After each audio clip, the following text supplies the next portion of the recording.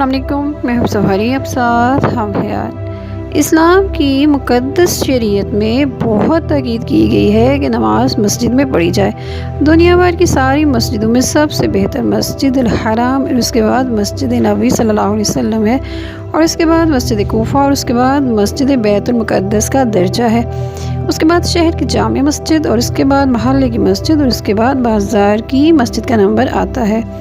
عورتوں کے لیے بہتر ہے کہ نماز ایسی جگہ پڑھیں جو نامحرم سے محفوظ ہونے کے لحاظ سے دوسری جگہوں سے بہتر ہو، خواہ وہ جگہ مکان یا مسجد یا کوئی اور جگہ ہو۔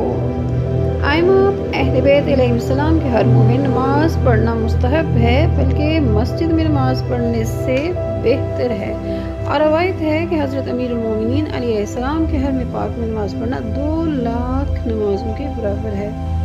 مسجد میں زیادہ جانا اور اس مسجد میں جانا جہاں لوگ بہت کم نماز پڑھنے آتے ہوں مستحب ہے، اور اگر کوئی شخص مسجد کے پڑوس میں رہتا ہو اور کوئی عذر بھی نہ رکھتا ہو تو اس کے لیے مسجد کے علاوہ کسی اور جگہ نماز پڑھنا مکروہ ہے۔ جو شخص مسجد میں نہ آتا ہو مستحب ہے کہ اس انسان کے ساتھ مل کر کھانا نہ کھائے، اپنے کاموں میں اس سے مشورہ نہ کرے، اس کے پڑوس میں نہ رہے، اور نہ اس سے عورت کا رشتہ لے اور نہ اسے رشتہ دے۔ السلام علیکم ورحمۃ اللہ وبرکاتہ۔